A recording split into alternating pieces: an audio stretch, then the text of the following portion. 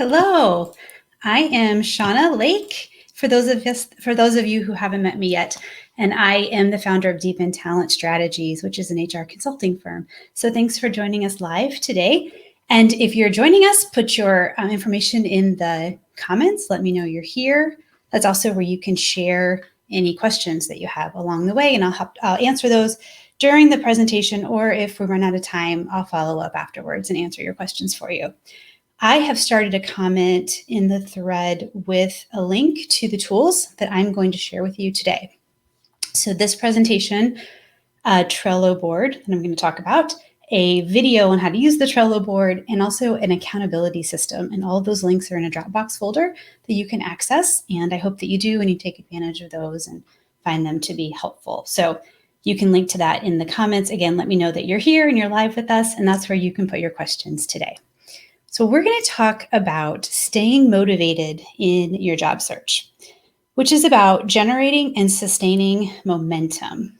It's measuring and rewarding yourself for your effort and not your results.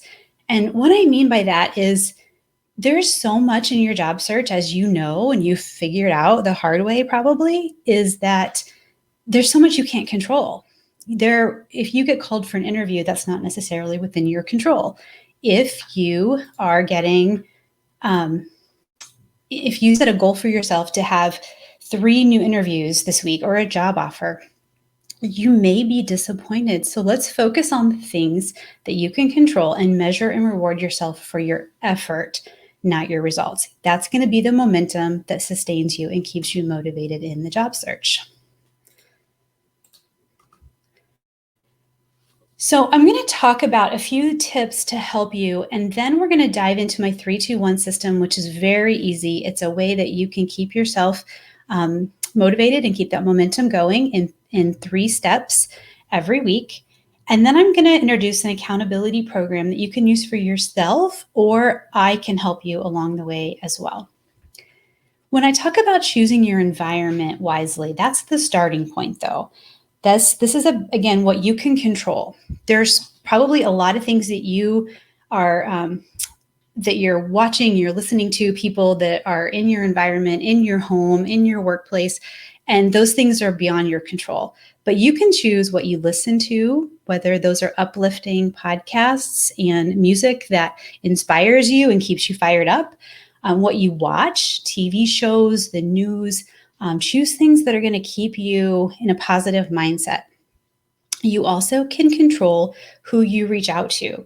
Maybe not who we see in person during these COVID times, but you can reach out to friends and family and people who inspire you, who are positive, who keep you motivated.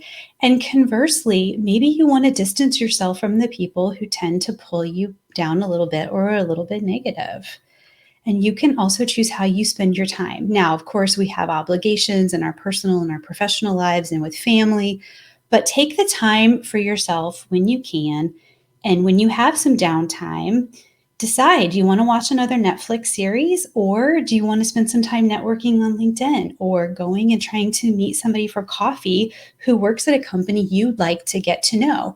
So think about how you spend your time. And that's, again, part of your environment and how you generate that momentum. And then I want to talk about following your energy. So when I started working from home in January, I talked to a friend who's been doing this successfully for a few years and said, sometimes I feel like I need to be at my desk at 7:30, 8 o'clock in the morning, and then I need to go through a checklist and I need to have traditional office hours. And her advice was follow your energy. And at first I didn't quite know what that meant, but as I have now progressed over time, I totally get it. If it's a really nice day, I might sit outside and check email or go through social media in the middle of the day and soak up some sun, and then do things that require being at my computer later at night. And as long as I'm getting that work done and I feel like I accomplished something every day or all the things on my list, it doesn't necessarily matter exactly when or exactly where. If I feel really motivated to go clean the bathroom at 10 a.m., I'm probably still going to be doing work at 7 p.m. So follow your energy in the job search. If you are really motivated to make some phone calls and reach out to people, Don't do that at 10 o'clock at night. They may not appreciate it, but we can prioritize that above some of the other things that maybe you thought you would accomplish that day, if that's what you feel inspired to do. If you're feeling a little down and maybe you don't feel like talking to people, maybe that's the time that you go through your resume again and say, can I strengthen my resume? Can I strengthen my cover letter? Follow your energy and how you spend your day.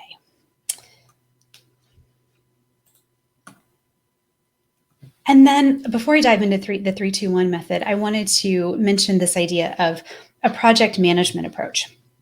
Think about your work as a project, your job search as a project, which means staying organized. If you use a project management system to follow your job search, let me know in the comments. I'll be really curious to know what system you use and what works for you. I have some clients who actually use HubSpot or a CRM tool to keep their job search organized. There are people who I know love monday.com, or Asana for project management, and they use that to track their job search. There's a small fee associated with most of those. I actually have a Trello board that I really like, and I put that in the Dropbox. Again, you can get to that from the link in the comments. The Trello board has different cards, and I have a video in there that shows you how you can use it. You can just copy that and then use it for your job search, but it allows you to track your activity, where you've applied, where you're in the interview, you're networking for different jobs, and it's a way to stay organized. And one of the things I love about Trello is if you've applied for a lot of positions and then a recruiter calls, you may have a moment of panic. Think, oh my gosh, what was that job title again? What was that location? What were those duties?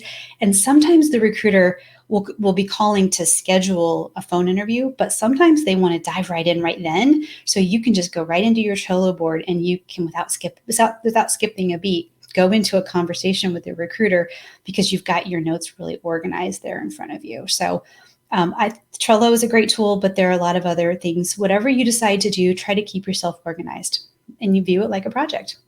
Similar, have a plan and work your plan every day. Think about the things that you want to accomplish and have at least one specific thing you want to accomplish every day. When you do that, the momentum that you have in your job search is going step by step in a continuous path forward.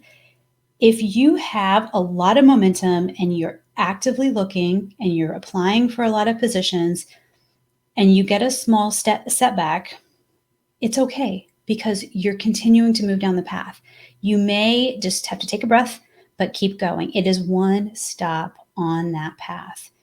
If you're taking your job search in spurts and you only apply to one position and you put all of your eggs in one basket, or maybe you have you applied to 3 or 4, but then you stepped away for a few weeks and you haven't done anything else and you get a rejection, it almost can feel like everything comes crashing down because all of your momentum has stopped. So try to keep that momentum going, build it and sustain it. And if you know somebody who's really successful in sales, I know people they're lifelong salespeople and they're very successful. It's almost a game. If they get a no, they get a rejection because they understand that every no is a step closer to a yes. So I challenge you to take a sales approach to your job search and view every no or every rejection as a step closer to a yes. So great. David says he uses a Google Doc. That's awesome. I'm glad to hear that. You know then the importance of staying organized. It's critical in the job search.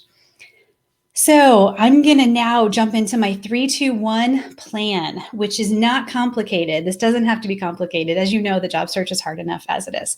So every week, I want you to do 3 things for yourself. That should be whatever brings you joy. And you may not have a ton of extra money, a lot of disposable income if you're in the job search. Not a lot of people are looking for a job because they have a job they love, making a fortune. But the things don't have to cost a lot of money. Read a book, watch a new movie. Again, try to, though, control your energy and have it be something that's going to be enjoyable and it's going to create some positive vibes for you. But go exercise, do something with friends or family, do something that is not in front of your computer and not related to your job search. At least 3 things for yourself every week. And then number 2 is networking events, 2 different networking events or meetings every week. For some of us that are introverts, that sounds a little scary. It doesn't have to be calling a total stranger. It could be reaching out to people you know, telling them where you are in your job search, and asking them who they know. And then you have a more of a warm networking outreach to people that are at least a friend of a friend versus a total stranger that you just reached out to on LinkedIn or you somehow came across. We can do a whole nother live, and I probably will, about networking. In fact, that's maybe 10 different sessions all about networking. But I do challenge you to have at least 2 different calls or networking events every week to build your network. Many of you know that about 75 to 80% of people who get new jobs do so from networking. So you still have to have a great resume and apply online and go through the process, but don't underestimate the power of networking in the job search. And then the number one, so this is the 3-2-1, is an honest assessment of your job search and how it's been going. And I've created this accountability tool that I want to show you. You can do it online, or you can use a PDF, and you can do it every week or every day. So I'm going to show you that. And while I pull that up, I want to invite you to connect with us on social media. I'm on every social channel, I think, except TikTok, because I'm not that cool. But join me on social, and I publish a lot of content and tips to help anybody in their job search. So now let me stop sharing for a moment and switch. Okay, so this is the job search strategy. This is the accountability form. And inside of the Dropbox folder, there's a link to have the digital version of this, and there's also a PDF. So I'm just going to walk through this with you. You can certainly use it in a way that's going to keep you motivated and keep track of your activity. The name at the top is only important if you're going to take me up on my offer to have me hold you accountable. Otherwise, I assume you know your name and the date.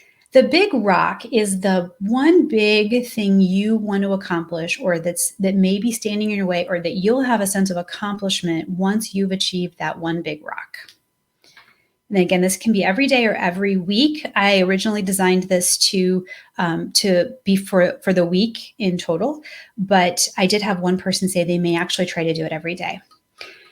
Your networking activity is a combination of LinkedIn, phone calls, videos, one-to-one meetings, and maybe group networking events. What you want to set for your goal, the goal for yourself for each week, how many you actually had, any follow-up activity, and any notes.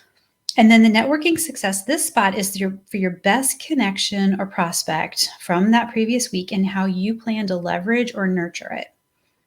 And again, this is for you. This is to keep you motivated, to keep that momentum going, and to hold yourself accountable.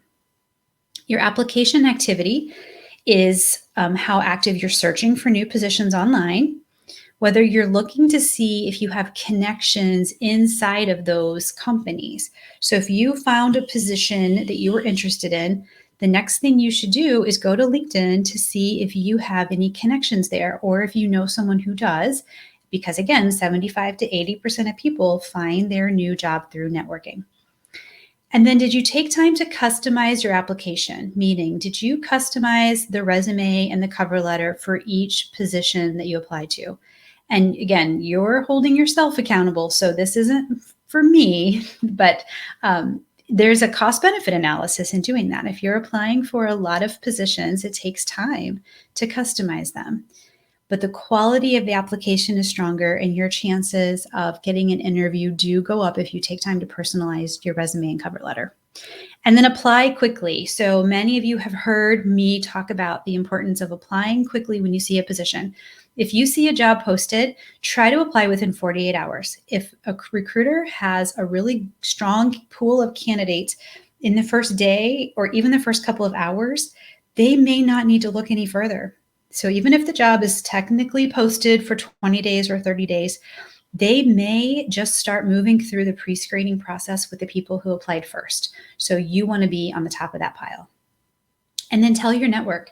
When you've applied for a position, tell your friends and family and the people who have been so eager to help you along the way, and let them know the companies you're interested in. And they may know somebody right away, or it could come up in a conversation later and they can help put in a good word for you. And then your hottest prospect is where you should spend the most time and effort going into the next week. This is an overall grade of how well you met your goals in the previous week or day, what went better than expected, what didn't go as well as you had hoped, and what should be the primary focus going forward. And now here's an honest assessment where you want to conduct your honest assessment of genuine connections, customizing your application, writing thank you notes. Did you follow up the way that you said that you would with your network? Did you take time for yourself? Did you take breaks? Did you ask for help? And then other things that you want to hold yourself accountable for here. So I encourage you to use this or some tracking system that makes sense for you, at least on a weekly basis, to make sure that you are setting goals and that you're holding yourself accountable.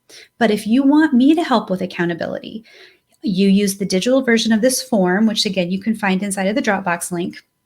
And you are going to enter here what you want me to help you with, or what you want me to check up on it, and then on what date. So when you enter something in this field and you send the date and you hit submit, it's going to ping me, and I'm going to reach out to you, and I'm going to help hold you accountable. And I will do that for anybody who's interested, as long as it helps you in the job search. So I am excited to roll this out. This is the first time that I'm showing this to a broad group. So that is the accountability system that I wanted to mention. And again, we have the 3-2-1 method. So 3 things that you want to do for yourself every week, and then the 2 networking calls or meetings to attend every week, and then the holding yourself accountable, doing an honest assessment every week. So that is the approach that I'd recommend for staying motivated in your job search, generating momentum, sustaining the momentum. And it is all about effort, not results. You can't necessarily control the results, but you are in complete control of the effort that you put into your job search.